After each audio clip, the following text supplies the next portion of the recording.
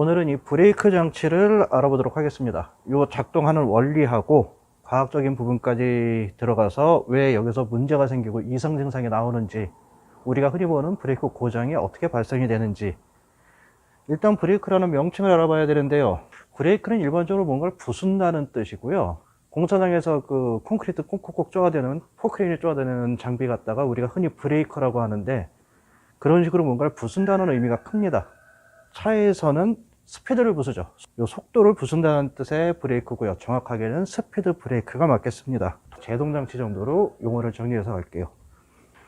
이 바퀴를 일단 떼어내면요, 가장 먼저 보이는 게 이 브레이크 장치입니다.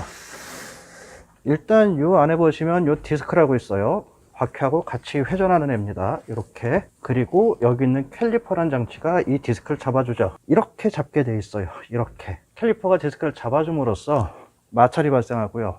마찰로 발생된 열이 공기중으로 날아가면서 브레이크가 작동하게 됩니다.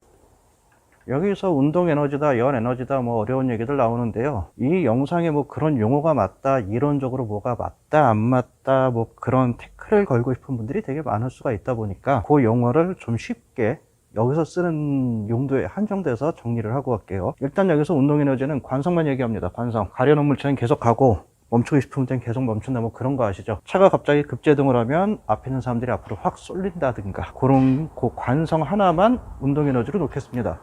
사실 관성이 운동 에너지종이에요. 운동 에너지는 관성하고 같다고 보셔도 돼요. 단위도 같고 원리도 같습니다. 제동 장치는 움직이는 자동차를 멈추게 하는 힘 중에서 우리가 페달을 밟아서 멈추는 이 부분이죠. 풋브레이크 하나만, 요것만 제동 장치로 한정지어서 설명하도록 하겠습니다. 뭐 이렇게 하면은 꼭 제 차는 주차 브레이크도 발로 밟는데요, 따지는 분들 계시는데, 그렇게 깊이 있는 설명을 원하시면 돈 내고 배우는 학원으로 가시면 돼요. 그런 학원 강사들은 친절히 설명을 해드립니다. 저도 자동차 정비학원 강사했었는데요, 월급 받고 설명하는 입장에서는 그 어떤 질문도 친절하게 답변을 드려요. 여기선 아니겠지만, 캘리퍼가 디스크를 잡아줌으로써 마찰이 발생하고요, 그 마찰에 의한 열이 발생되는데, 그 열이 공기 중으로 날아가야 브레이크가 제대로 작동한 게 마무리가 되는 겁니다. 여기서 중요한 거는 어려운 말로 이 운동 에너지를 열 에너지로 바꾸는 장치, 우리는 흔히 브레이크를 그렇게 표현하긴 해요. 이게 좀 어려운 개념일 수 있겠으나, 우리가 뜨거운 커피 마실 때 너무 뜨거우면 후후 불어서 마시는 거랑 뭐 비슷한 개념이기도 하고요. 자동차가 움직일 땐 이쪽으로 바람이 불어주다 보니 그 바람이 열을 식히면서 계속적으로 열을 날려주고, 얘는 잡으면서 계속 열을 발생시키고, 이 두 개가 서로 조화를 이뤄야 차가 멈추게 됩니다. 조금 어렵다고 할 수 있겠는데 쉬운 개념으로 보면 저거죠. 운동 에너지가 열 에너지가 되는 과정은, 정글에 가서 그 나무 비벼서 불 피우는 프로그램들 있죠. 그게 운동 에너지가 열 에너지로 바뀌는 과정입니다. 디스크도 그냥 원판이라는 뜻인데요, 이렇게 회전하는 디스크는 디스크 로터라고도 합니다. 그냥 여기선 디스크라고 통칭을 할 거고요. 이 캘리퍼 같은 경우도 이 부분만 캘리퍼예요. 이 부분은 캐리어라 그러고요. 이 안에 붙은 건 라이닝. 뭐 형상에 따라서 이건 패드 라이닝, 예전 화물차들은 슈 라이닝. 얘가 이런 식으로 들어가서 이렇게 브레이크를 잡아요. 살짝 이렇던 게 이렇게 잡아서 이 회전하는 디스크를 손으로 만져봐도 멈추죠. 슈 하는 거 아니에요. 손으로 만져봐도 안 돌아가요. 이렇게 해서 얘를 통째로 그냥 캘리퍼라고 할게요. 캘리퍼가 잡는다는 뜻은 얘랑 얘가 힘을 합해서 디스크를 잡는다는 뜻으로 이해하시면 됩니다. 차가 움직이면 이 디스크라는 놈은 차 움직임에 따라서 같이 회전을 하죠. 이렇게 돌죠. 그리고 이게 꽉 잡아서 이 회전을 멈추죠. 근데 이게 사실은 말이죠, 이게 살짝 닿아 있습니다. 이걸 다시 덮어 씌우고 브레이크만 밟았다 놓으면 여기 아주 살짝 잡고 있어요. 이걸 왜 살짝 닿게 하나 하면요, 얘가 멀리 있잖아요. 틈이 좀 벌어져 있잖아요. 이만큼 멀리 있으면 브레이크 한 번 밟았을 때 얘가 딱 안 붙어요. 브레이크를 한 번 밟고 두 번 밟고 세 번 밟아야, 이렇게 펌프질을 해야 얘가 와서 붙어서 작동을 하게 됩니다. 급정거를 하는데 브레이크를 세 번씩 밟아줘야 된다. 그럴 경우에 뭐 아주 안 좋은 상황이 될 수가 있죠. 그래서 정말 정밀하게, 보기엔 이렇게 단순무식해 보이는데 아주 살짝 닿게 해놔요. 살짝. 페달 작동 시 제동이 바로 이루어지도록 민감하게 반응하도록 해놓은 건데요, 이 정도는 법으로도 인정해 줍니다. 어느 정도 범위까지 인정해 주나 하면, 요 바퀴 하나에 걸린 차의 무게 있죠, 요 무게의 한 3% 정도, 그 정도의 요 잡는 힘은 법으로도 인정을 해줘요. 행여 내 차는 왜 브레이크가 살짝 걸려있냐, 고장 아니냐, 하자 아니냐 하시면 안 돼요. 3%까지는 합법입니다. 자동차 검사하러 가잖아요. 거기 가면 이 브레이크 성능 검사도 하거든요. 기계 올려서 브레이크 막 밟고 밑에 그 롤러 돌리고 타이어 돌리면서 검사를 하는데, 검사하기 직전에 그냥 회전시키는 게 있어요. 그게 뭔가 하면 요 저항이 좀 전에 설명드린 3% 이하인지 확인하는 겁니다. 3% 넘으면 불합격 처리돼요. 그리고 나서 3% 이하다, 계속 롤러를 돌리면서 검사원이 브레이크를 밟죠. 얼마나 이걸 잘 잡는지 테스트하죠. 요때 기준이요, 요 바퀴에 걸리는 요 부분의 무게에 50% 이상이 돼야 통과합니다. 앞바퀴는 50%, 뒷바퀴는 20%. 차 전체 4개의 합은 똑같이 50%를 기준해요. 왜 50%냐, 100%를 하면 안 되냐, 뭐 그렇게 생각하실 수도 있을 텐데요. 그 이유가, 실제 얘가 100%를 잡아준다고 해도 검사 장비랑 요 타이어 사이에 미끄러짐이 있어서 수치가 100%가 나오지 않는 경우가 대부분이고요. 만에 하나 100%가 나올 수 있다고 해도 어차피 검사 통과는 50% 규정이면 넘어가거든요. 굳이 100%가 나오는지까지 확인 안 합니다. 50% 넘으면 기계가 알아서 테스트를 멈추고 합격 처리를 해서 차를 빼라 그래요. 괜히 100%인지 아닌지 확인하겠다고 강제로 돌리다 타이어 이거 찢어지거나 하면 물어줘야 되거든요. 이런 거를 우리가 검사에서 하는 검사 중에서 제동력 검사라고 하는데요. 이 제동력으로 넘어가면 여기저력, 제동력이라 그랬죠. 힘력자, 힘이에요, 힘. 여기서 힘의 개념이 등장합니다. 힘의 개념. 힘으로 일로 뭐 이것저것 넘어가면 공학으로 넘어간다고 뭐 어렵다고 포기하신 분들이 되게 많았을 거예요. 중학교, 고등학교 때. 근데 여기서는 좀 쉽게 이과의 개념을 따라서 문과의 개념으로요. 복잡한 수치나 그런 거 없이 아주 단순한 설명으로 쉽게 넘어갈 계획입니다. 뭐 외울 거 아무것도 없어요. 대충 그런 거보다 하고 이해하시면 돼요. 여기서 중요한 게 제동력을 측정하는 그 테스트라잖아요.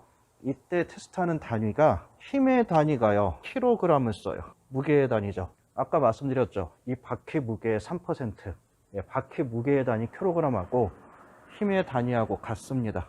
여기서 알 수 있는 게, 공학에서는 단위가 같으면 같은 거예요. 공학에서는. 그리고 실제로도 단위가 같으면 같은 거예요. 뭐 공학이란 어려운 단어 없어도. 결론적으로 무게는 힘이고 제동력도 힘이고, 이 기준은 차의 무게를 기준한다는 거. 여기서 포인트는 그겁니다. 같다는 거. 이것만 알고 하시면 쉬워요. 아주 간단하게 봤을 때 이걸 듣고 있다고 치자고요. 이거 들고 있으면 제 손은 얘를 들어 올리는 힘을 가하고 있죠. 얘는 제 손을 내리무르는 무게를 가하고 있죠.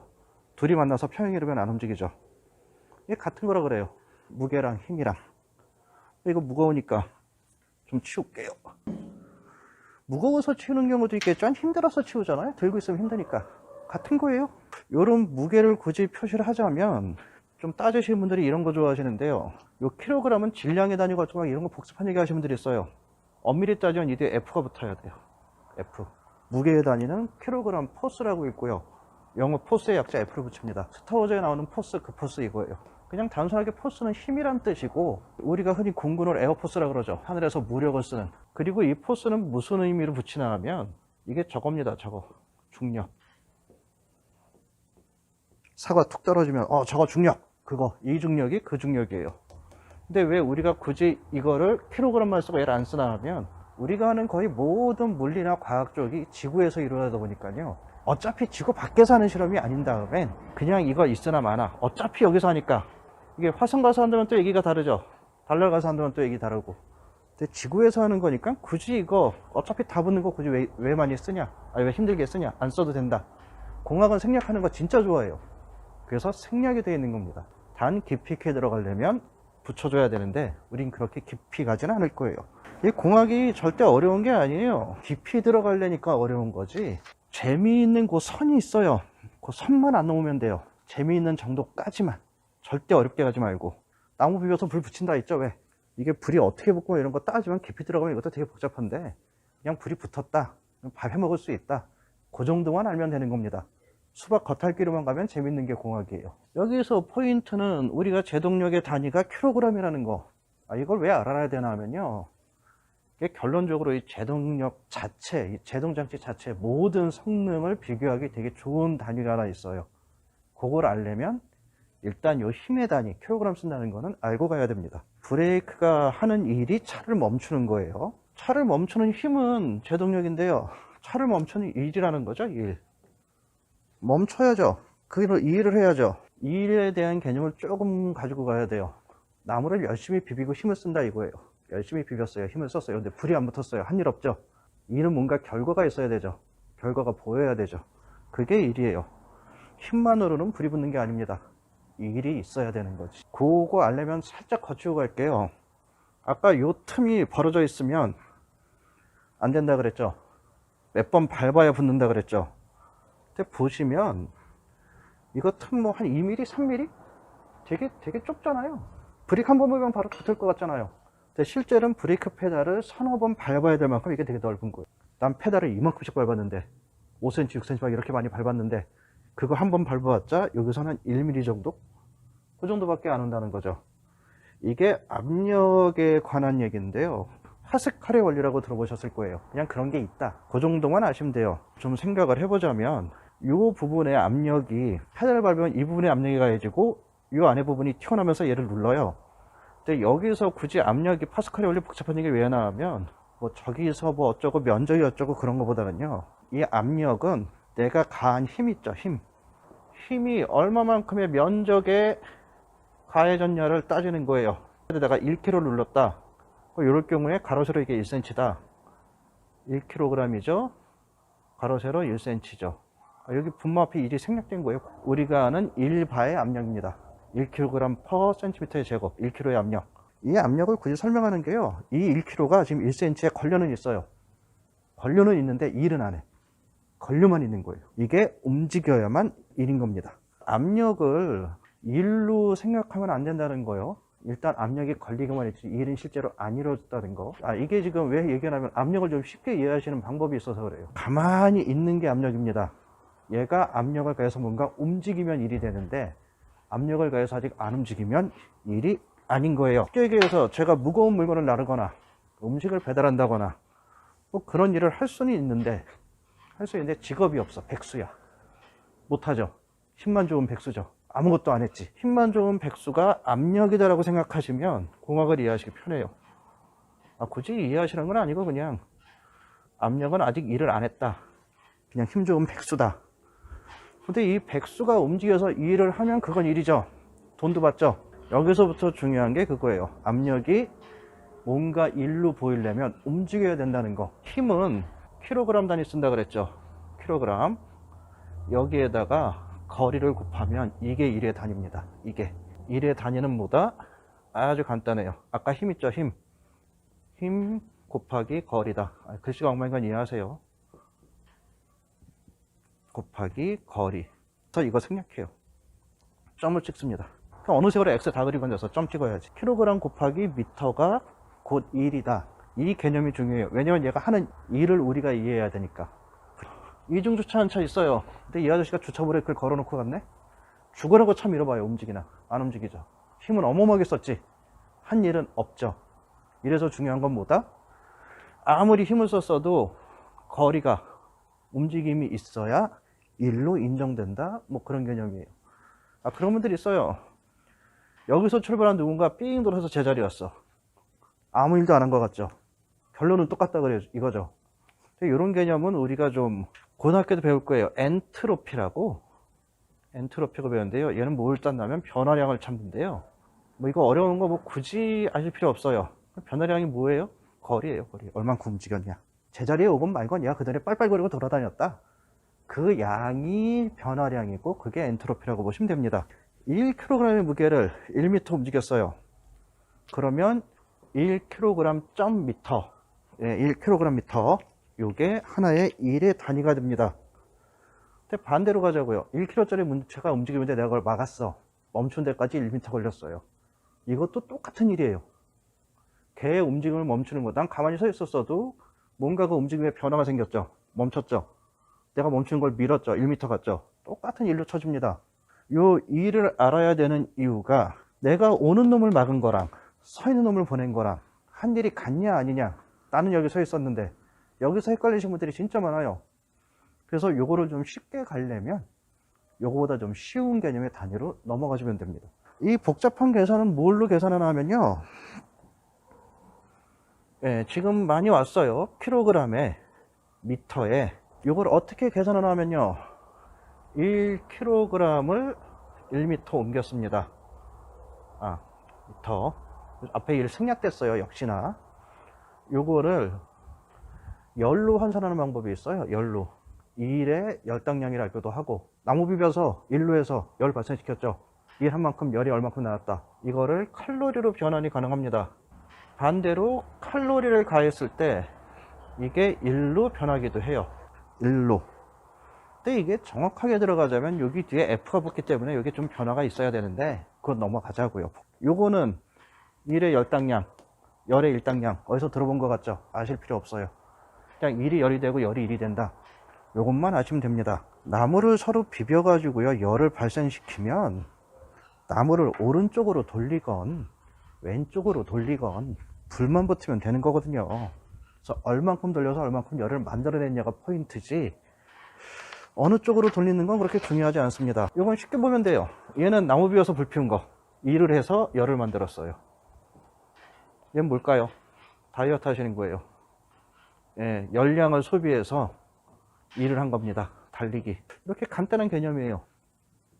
열을 발산하고 열량을 칼로리 소모해서 달리기 할 수 있고, 일을 해서 열을 낼 수 있고, 여기서 잠깐 태클에 대비한 간단한 설명이 들어가면요. 여기에 어느 비율로 환산되나 하면요. 1kcal의 열량은 사실은 이게 칼로리 없애는 게 그렇게 쉽지 않아요. 이거 다이어트가 어려운 겁니다. 427. 예, 어마어마하죠. 킬로그램 미터예요. 이게 정확한 그 비율입니다. 거꾸로 가면 요거는 어떻게 되냐, 1kg 미터면요 이게 427개 있어야 되니까 그냥 간단하게 가면 돼요. 뭐 계산해서 소수점 왜 만들어, 그냥 이렇게 하면 되지. 471분의 1 킬로칼로리. 공학이 이래요. 보통 이렇게 거꾸로 하려면 이거 나누기 하고 뭐 어쩌고 정신없어 막 그렇게 하시는데, 427분의 1이 뭐 소수점 몇 자리 나가면 무슨 숫자 알 필요 없습니다. 그냥 분수로 만들면 돼. 근데 이렇게 계산하면 우리가 조금 헷갈릴 수 있으니까 단순무식하게 그냥 1대1로 가자고요. 1대1로. 어차피 우린 이거 뭐 열량 다이어트 하실 거 아니잖아요. 열량 알아서 뭐해. 그냥 이렇게 가는 거예요. 현재로서는 그냥 1kg 미터는 1kcal다. 그냥 이렇게 가정을 해놓고 쉽게 1대1 해놓고 가자고요. 내가 10kg의 물체를 1m 이동시킨다 이거예요. 10kg. 아까 이거 곱하기라 그랬죠. 곱하기 1m. 그러면 10kg/m. 이거 몇 나와요? 당연히 10 나오겠지. 간단하죠? 환산하는 거 되게 쉽죠? 내가 10kg의 물체를 세우는데 1m 걸려서 세웠어. 그럼 그때 내가 쓰는 그 열량이 얼마큼 쏘면 돼요? 똑같이 10kcal요. 이걸 왜 굳이 칼로리까지 원하면요, 우리가 뭘 움직이는 거랑 멈추는 거랑 되게 헷갈려요. 과연 얼마만큼 힘을 썼고 얼마만큼의 시간이 걸렸고 얼마만큼의 뭐 거리가 필요했냐, 이거 다 필요 없어요. 그냥 칼로리가 같으면 같은 거예요. 그래서 이 칼로리까지 오는 거예요 지금. 그래서 내가 이거를 움직이는데 10칼로리가 필요했고 멈추는데 10칼로리가 필요했다. 같은 양의 일을 한 겁니다. 같은 양의 일. 아까 말씀드렸죠. 얘가 마트를 해서 열을 내다 버린다고. 예, 열 발생시켜서 버린다 그랬잖아요. 운동 에너지를 열 에너지로 변환시키려내라고. 그 열이 이거예요. 칼로리. 우리가 이걸로 비교를 해야 브레이크 이야기가 편해요. 물론 좀 어려운 얘기라고 하실 수도 있겠는데, 그냥 차가 움직이고 있는 힘, 관성, 예, 다른 말로 운동 에너지를 열로 버렸다. 이거 하나로 정리되죠. 이거 나중에 킬로칼로리라고 읽는 거 외우실 필요 없어요. 그냥 일이 열이 됐다. 요 개념만 가져가면 됩니다. 여기서 조금 변환을 시켜보면 그런 게 있죠. 만약에 20kg다. 그럼 여기 20 되겠죠. 30kg다. 30칼로리 되겠죠. 간단하죠. 만약에 30에 2m다. 2, 3은 이렇게 해서 60 되겠죠. 그냥 곱하기예요, 곱하기. 곱하기도 필요 없어요. 그냥 점 하나 찍으면 돼. 이 에너지의 모양은 변해도 총량은 똑같다. 모양에 있어서 무게나 요 미터 있죠. 거리는 변해도 어쨌거나 요 두 개 곱하면 요 양은 똑같다. 거꾸로 가도 똑같다. 그거 개념만 가지고 가면 됩니다. 에너지는 형태는 변하지만 그 총량은 변하지 않는다가 연력학 법칙 중에서 가장 중요한 영법칙인가? 우리는 이걸 통해서 제동장치가 얼마만큼 열을 갖다 버리냐, 그게 얘 성능이다. 네, 그거 얘기하려고 지금까지 달려온 겁니다. 에너지는요 무조건 높은 데서 낮은 데로 흐릅니다. 뜨거운 거에서 차가운 거, 높은 데서 낮은 데. 에너지는 하늘이 두 쪽 나도 높은 데서 낮은 데로 흐르게 돼 있어요. 차는 뜨거운 열로 차를 움직이는 일을 만들어요. 이게 엔진이죠. 왜 킬로칼로리 나오는지 대충 이해되시죠? 그리고 이 일을 열로 만들어서 버려요. 이게 브레이크죠. 문제는 이 과정에 있어서요. 이 과정에 있어서 얘가 얘보다 높아야 돼요. 물론 열과 일의 다른 에너지 형태긴 한데 얘가 얘보다 높아야 이게 실제로 에너지 이동이 이루어집니다. 엔진에서 열을 차 속도를 한 30km 정도 갈 수 있는 열을 내고 있다. 실제 속도가 한 80km 된다. 뻘짓이죠. 얘가 오히려 열이 더 많이 나겠지. 이걸 차라리 막는데 열이 더 많이 들어가겠죠.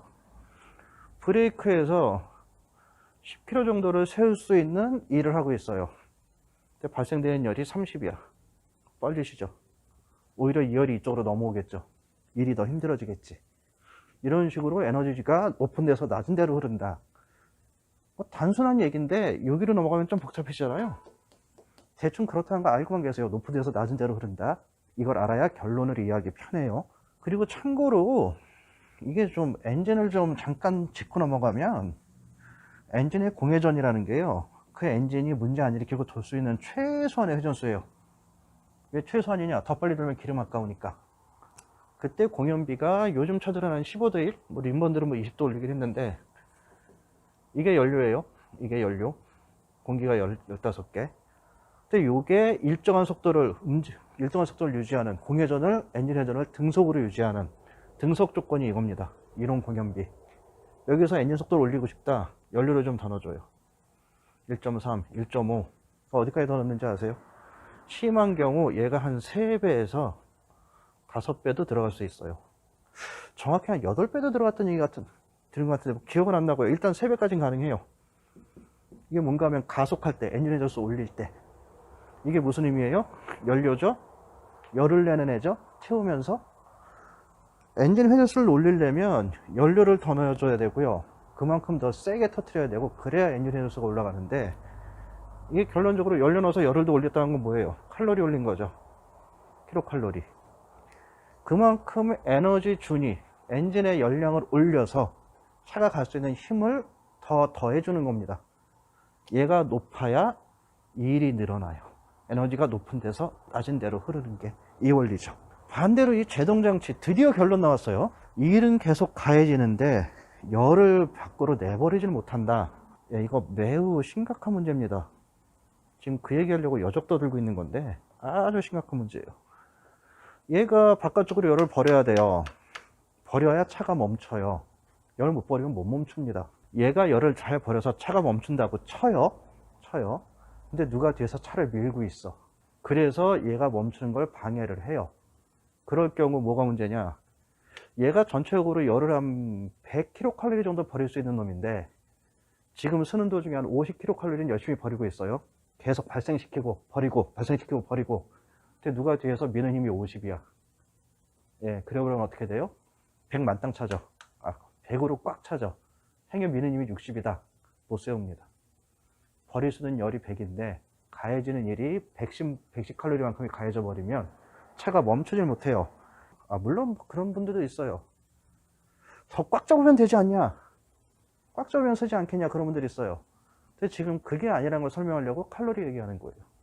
지금 이 설명의 조건은 이미 브레이크는 끝까지 꽉 잡은 상태에서 제동하는 기준하는 거예요. 이미 꽉 잡았는데 버리는 열이 100이 넘어갔다. 안 씁니다.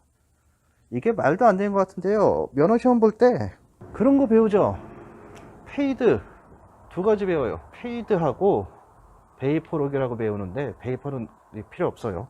요즘 브레이크 오일이 좋아져서. 페이드가 뭔가 하면요, 말씀드린 대로 열을 버릴 수 있는 한계에 부딪혀서 브레이크가 제동력을 성실하는 걸 페이드라고 해요. 이게 놀랍게도 면허 시험에 나옵니다. 자동차 정비 시험이 아니라 면허 시험에 나와요. 면허.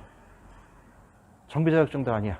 이거를 다들 잃어버리고 사시는데요. 실제 그런 안전교육 받으시잖아요. 뭐 음주운전으로 면허 취소되는 만 받는 게 아니라 면허 따면 안전교육 기본으로 받을 거예요. 아마 제 기억으로 하도 오래돼서 기억은 안 나는데, 이 패드 현상을 방지하기 위해서 뭘 해야 되냐, 긴 내리막에서 브레이크 계속 밟지 말라고 가끔 TV에서도 얘기하죠. 나눠서 밟으라고, 나누어 밟으시라고. 제가 예전에 칠판을 쓰던 세대라서 이 보드에 좀 익숙지가 않아서 글씨가 엉망이건 이해하세요. 칠판이 때도 그렇게 잘 쓰진 않았어요, 사실.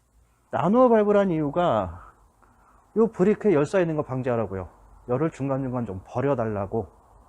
이 페이드 현상 방지하고자 브레이크를 나눠 밟으라고 누누이 강조를 합니다. 두 번째로는 긴 내리막 가시면 저거 있어요. 페이드 현상이 뭐 말이 안 돼, 생기지 않을 거야, 평생 한번 겪기 힘든 현상이긴 해요. 고속도로 가시면 길 옆에 긴급 제동 장치라고 있어요. 뭐 장치는 아니고요, 내리막길 옆에 이렇게 그 길 약간 오르막게 해놓고 이렇게 자갈 막 깔아놓고 앞에 물통 몇 개 해놓고, 기본 도로가 이렇게 있으면요, 브레이크 잡고 쭉, 이게 올라가는 것처럼 보이네. 내리막이라고 치자고요. 내려가다가 브레이크가 안 닿는다, 뛰어들어라 이거죠. 자갈에 걸려서 바퀴 엉켜서 차 멈추고, 그리고 물통 부딪혀 멈추니까 브레이크 고장난 차 뛰어들으라고 해놓은 거예요. 내리막에서 브레이크가 왜 고장나요? 오르막에서 고장난다고 내리막에서 고장나나? 이 페이드 현상으로 인해서 제동이 불가한 애들은 여기로 뛰어들라고 해주는 겁니다. 이것만 봐도 우리가 입고 살던 페이드 현상이 가능하다는 게 충분히 확인이 되죠. 그렇다면 왜 차 만들 때부터 페이드 현상을 방지하는 그런 장치를 만들지 않았냐고 의심할 수가 있겠는데요. 사실 출고 당시엔 그런 일 안 일어나요. 그래서 우리나라에서 팔리는 차는 우리나라 도로 안에선 이런 현상이 안 일어날 만큼 만들어서 팔아요. 단지 차가 오래되고 노후가 되죠. 성능이 낮아지죠. 그러다 보니까 얘가 발열하는데 좀 문제가 생기고, 오래돼서 잘 발열이 안 되다 보니까 그때부터는 얘를 걱정을 해야 됩니다. 얘를. 그 실제로 이거 방지하려는 기술이 되게 많아요. 요즘 차들 보시면 이 앞에 구멍 뚫린 거 아세요? 여기에? 이 앞에 구멍 쫙 뚫어놨어요. 이 앞반바에 구멍 내가지고 바람을 안으로 밀어줘요. 여기로 부딪히라고. 물론 바퀴가 여기 있어서 바퀴가 먼저 닿긴 하는데, 일단은 여기에 구멍 뚫은 차 있고요. 얼마 전에 본 독일 차는 이 밑에 언더커버라고 있거든요. 차 밑에 언더커버에 홈이 파져 있습니다. 여기로 바람 들어가라고. 공기 통로를 이쪽으로 돌려줘요. 차 움직이면 바람이 이쪽으로 쏟아지게. 요게 좀 재밌게 생긴 건데요, 이 디스크 아까 보여드렸죠? 귀찮으니까. 철판이 두 개예요. 이거 하나로 만들면 원가 싸고 좋을 텐데 두 개예요. 가운데 구멍 있어요.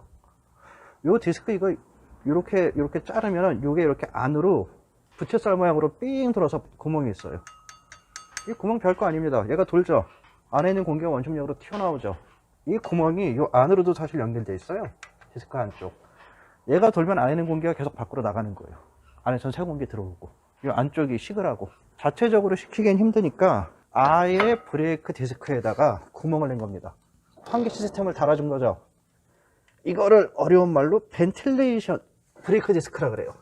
환기가 된다는 거죠. 예, 이 안에 보시면 괜찮겠다. 이렇게 있어요, 다. 이 안에 중간에 있는 공기가 원심력으로 튀어나가라고. 이렇게. 차가 오래되면 이 중간에 녹이 생겨서 여기가 막혀요. 공기가 안 나갑니다.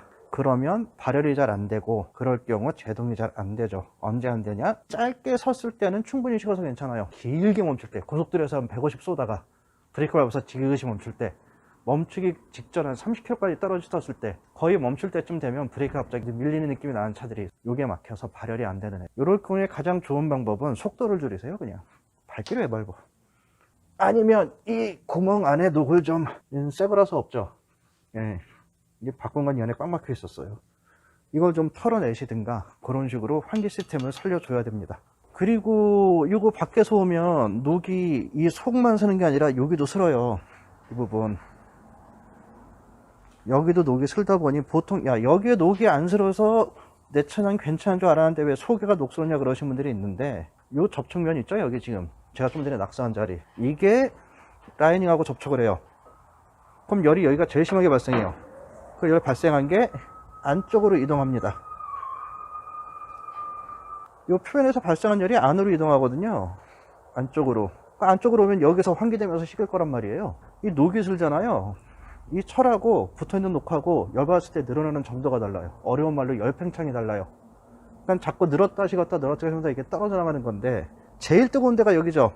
작동면. 제일 여기가 뜨겁고 안으로 열이 전도되죠. 안쪽은 조금이라도 환기도 되니까 더 차갑겠죠. 늘었다 줄었다가 여기가 제일 심하다 보니까 여기가 잘 떨어지고, 안쪽은 늘었다 줄었다가 덜 하다 보니까 잘 안 떨어져서, 게다가 구멍이 좁으니까 막히는 경우가 종종 있습니다. 그래서 브레이크 개조하시는 분들이 뭔 짓을 하냐면요, 그거 이해 못하시는 분들, 오해하시는 분들 진짜 많은데, 비싼 차들을 보면 여기에 홈 파져 있잖아요. 이러고 지렁이, 어떤 차 막 구멍도 뚫어놨잖아요.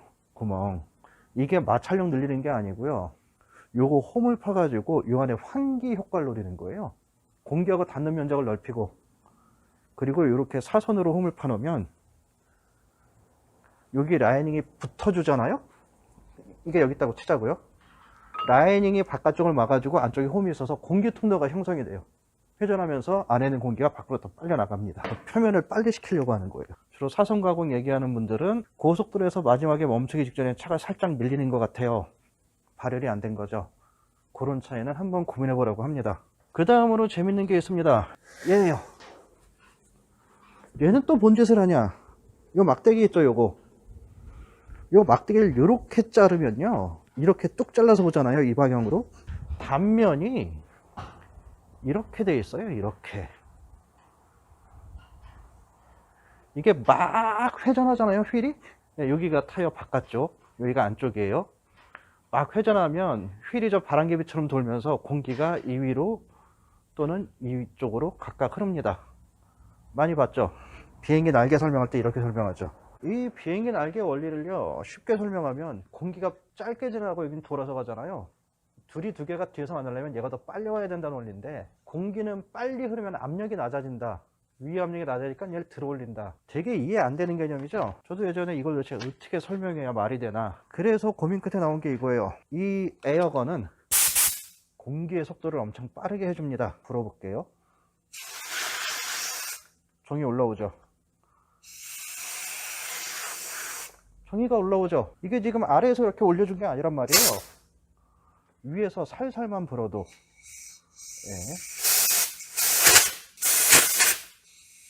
종이가 찢어질 만큼 올라옵니다. 이게 이 원리예요. 어려운 말로 뭐 벤츄리 가령 원리라는 사람도 있고, 베르누리의 원리라는 사람도 있고, 비행기 날개 양력의 원리 얘기하시는 분도 있는데, 이게 왜 이 원리가 필요한가 하면요, 바퀴가 회전을 하면 이 안쪽이 뜨겁단 말이에요. 휠이 이러고 들어가 있으니까, 얘가 감싸고 있으니까 안쪽이 뜨거울 거 아니에요. 얘가 회전하면 어떻게 돼요? 각각 비행기 날개 올리죠. 밖에 압력이 낮죠.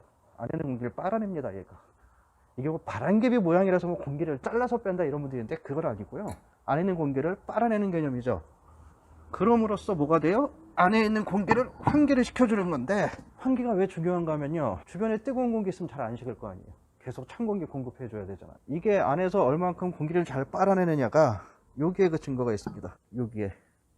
여기에 브레이크 라이닝 분진 나온 거죠. 분진. 브레이크 라이닝이 안쪽에 있어요. 분진이 떨어지면, 안쪽에 있으면 여기나 떨어져야지. 왜 굳이 밖에까지 튀어나왔냐? 얘가 공기를 빨아내니까. 그래서 튀어나온 겁니다. 그래서 그 외에도 저런 것도 있어요. 예전에 이 분진 나오는 게 싫다고요, 여기 철판 막은 아저씨 있었어요. 철판. 여기에다가 이 안에 철판을 이렇게 막아 놓은 거예요. 분진 안 나오고 깨끗하다고. 그럴 경우에 열이 밖으로 안 빠지죠. 안에서 모이죠. 물론 차가 달리면 바람은 불어주는데, 그 차가 왜 찾아왔냐? 브레이크가 밀린다고 왔습니다. 그런 분들 종종 있었어요. 철판 넣고 달리다가 브레이크 너무 심하게 밀린다고 철판 제거하고 정상이 됐는데, 간혹가다 그런 분들이 있어요. 철판이 무슨 죄가 있겠니? 브레이크 안 됐는데 철판 안 빼겠다고 버티는 분들도 종종 있었습니다. 그 외에도 그런 것도 있어요. 아까 뭐 잠깐 얘기한 페이드 말고 뭐 베이퍼로 어쩌고 떠드는 것도 있었잖아요. 여기에다 이런 줄무늬 핀을 만들어서요, 오토바이 엔진 모양 핀을 만들어서 얘 자체 열도시키는 경우가 있었어요. 있는 차도 있습니다. 지금도. 공기하고 접촉면을 넓게 해서 열을 좀 빨리 버리겠다고, 이런 식으로 냉각 핀을 사용해서 키는 경우도 있죠. 모든 방식들이 다 똑같이 공기로 식혔다는 거예요. 물 뿌리는 게 아니라는 거예요. 공냉식이죠. 브레이크에서 가장 중요한 건 공냉식이라는 거예요. 왜 중요하냐? 공기가 그만큼 빨리빨리 흘러주지 않고 빨리빨리 식지 않으면 브레이크는 제대로 성능을 발휘하지 못합니다. 이게 라이닝이에요. 이렇게 잡아요. 이렇게 잡고 얘가 돌면 얘랑 닿던 데서 열이 발생하죠. 여기선 열이 발생돼요. 돌았죠. 나오면서 식겠죠. 여기 노출되어 있으니까 공기랑 만나니까요. 어느 정도 식은 놈이 다시 또 들어가죠. 열을 또 받죠. 나오면서 또 식죠. 이게 되풀이 되는 거예요. 계속 노출돼서 식고 들어가서 열 받고, 노출돼서 식고 들어가서 열 받고. 이 열을 버리는 정도가 결국엔 차가 멈춥니다.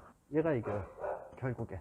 그런데 지금 얘가 멈추는 건 정상적인 애가 멈추는 거죠. 이게 노후돼서 요 안에 녹이 좀 생기고, 요런데 뭐 녹이 생겨서 열 정도가 잘 안 되고, 아니면 뭐 요런 표면도 녹이 생겨서 뭐 잘 안 되고, 이런저런 뭐 다른 조건들이 많아요.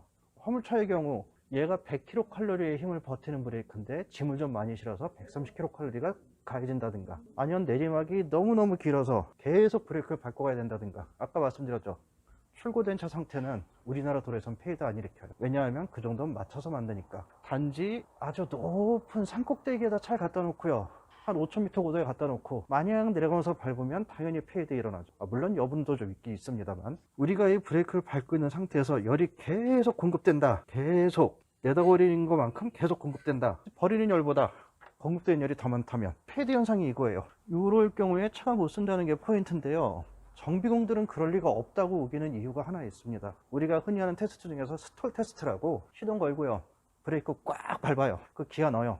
그 상태로 악셀레터를 같이 밟아. RPM이 어디까지 올라가나 보는 겁니다. RPM이 많이 올라갔다? 이럴 경우 미션에서 미끄러지는 거고요. 많이 못 올라갔다? 엔진 출력이 좀 떨어진다. 요걸 스톨 테스트라 그래요. 스톨. STALL. 멎다. 멈추다. RPM 상승이 어디서 멈췄냐, 이걸 확인하는 테스트입니다. 이 스톨 테스트 하면은 차가 제자리에서 꼼짝도 안 해요. 브레이크 밟고 악셀레터 확 밟아도 엔진만 푹 하고 올라가지 절대 안 움직여요. 이걸 기준하다 보니 흔히 그렇게들 얘기하죠. 절대 엔진 힘이 브레이크 못 이긴다고. 브레이크 밟으면 차는 어떻게든 쓴다고. 근데 이 사람들이 주장하는 게, 서 있는 상태로 제동력 시험해놓고 참 뭔 얘기를 하는 거예요? 서 있으면 어떻게 돼요? 안 뜨겁잖아요. 이거 가만히 서 있는 얘 차갑잖아요. 잡았어요, 안 움직여요. 마찰도 없네? 열이 어디서 발생하냐고요. 당연히 안 움직입니다. 당연히. 이게 조금이라도 움직이기 시작한다면 열이 발생할 텐데, 제자리에서 출발 못하게 잡고 있는 건 열이 발생할 수가 없어요. 물론 미세하게 올라가는 거예요. 작동면에서만. 압력에 의한 열 발생. 꽤 많은 정비용들이 그렇게 얘기해요. 멈춰있는 차는 브레이크가 이겨도 움직이는 놈은 엔진이 이긴다고. 우리가 아는 페이드는 악셀레터 놓고 브레이크만 밟았을 때 일어납니다. 악셀레터 놨어요, 엔진에서 떨어지고 있고, 미션 거쳐서 미세하게나마 이 출력을 줄여주고 있어요. 브레이크를 도와주죠. 그 정도에서도 일어나는 게 페이드란 말이죠. 안 좋은 상황을 얘기하면요, 악셀레터를 놨음에도 불구하고 엔진의 연수가 안 떨어진다고 치자고요. 계속 회전하는 힘이 공급이 되죠. 계속 공급되면 어떻게 돼요? 여기서 발생하는 열이 계속 높게 유지가 되죠. 식히는데 식어서 들어가는데 어느 한계가 있어서 더 이상 못 식히게 되죠. 브레이크가 안 듣는 게 페이드라는 현상이죠. 이거 같은 경우에는 정상적인 상황에서는 쉽지 않고요. 엔진 연수가 떨어지지 않는 경우, 악셀 페달을 위해 뭐가 떨어져서 눌리고 있다든가, 뭐가 꼈다든가, 그리고 오늘 설명하려는 이 목적이죠. 급발진이 난 경우에 브레이크 왜 안 들어요? 안 됐습니다. 안 됐죠. 급발진 출발하자마자 붕 하는데 빡빡 부면 서요. 근데 이미 달리고 있어. 엔진 RPM 쳤어요. 속도 올라가요. 밟기 시작했어요. 제가 보기엔 그땐 늦습니다. 어느 정도, 처음에는 어느 정도 속도가 줄겠으나 일정한 시간이 지나면 아예 힘을 못 쓴다고 봐요.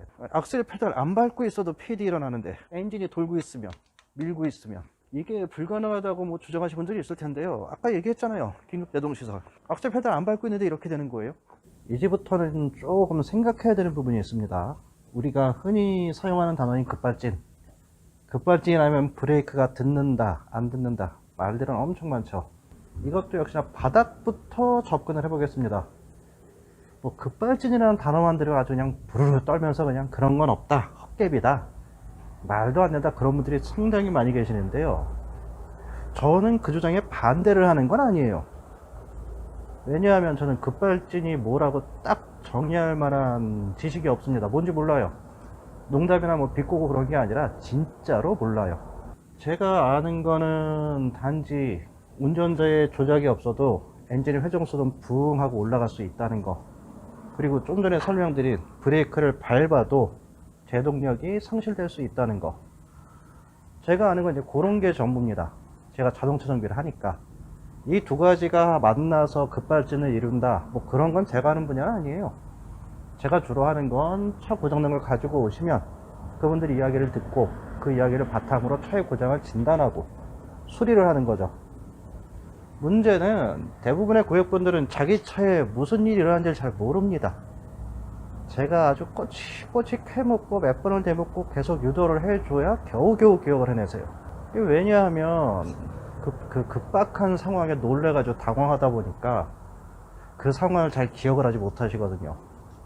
제가 아주 여러 번 물어봐서, 유도하고 물어봐서 겨우겨우 그 기억의 조각을 맞춰 나가야, 그래야 겨우 이제 설명을 좀 해주세요. 이게 아주 중요한 게요, 그 기억이 부족하면 제가 차를 점검할 때 어마어마하게 고생을 합니다. 이것저것 다 뜯어봐야 되니까.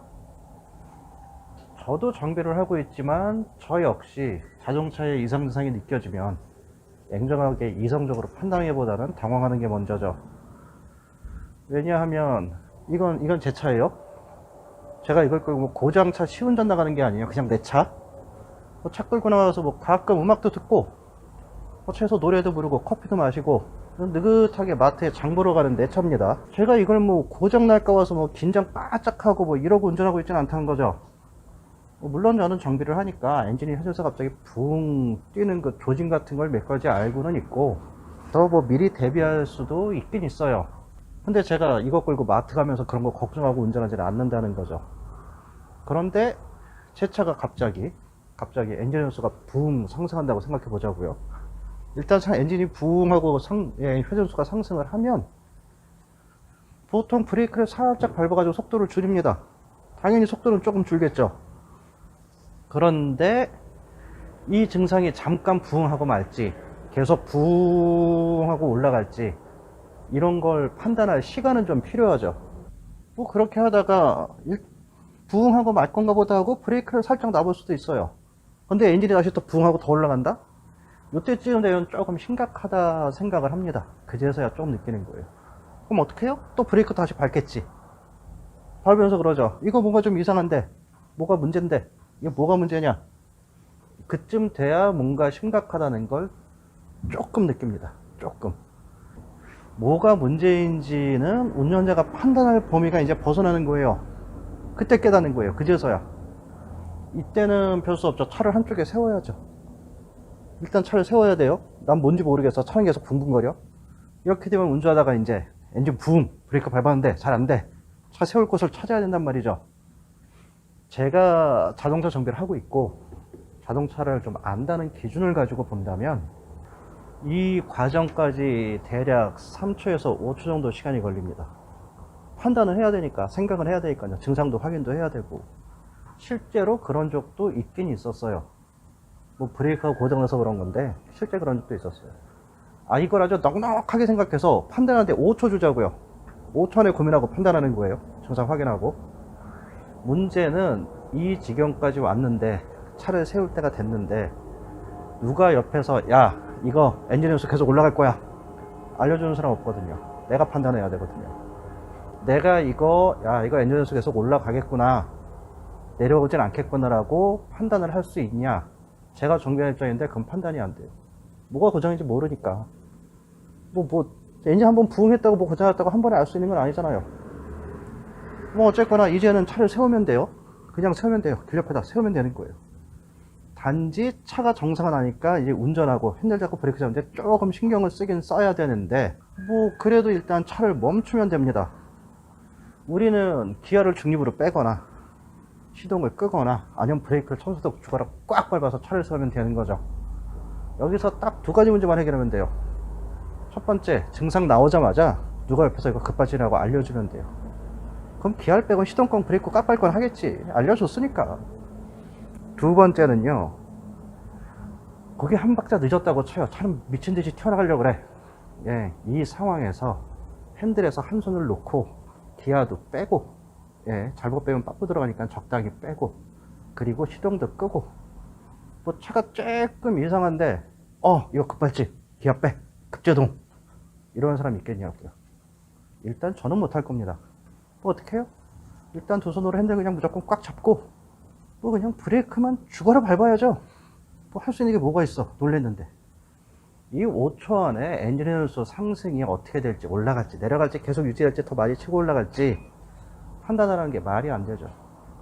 차를 세워놓고요, 이 상태로 점검을 해도 5초 안에 그거 못 맞춰요. 하물며 움직이는 차에서 내가 한번 느낀 증상만으로 이걸 판단하는 건 불가능합니다. 이게 5초 여유를 줘도 이렇다는 거예요.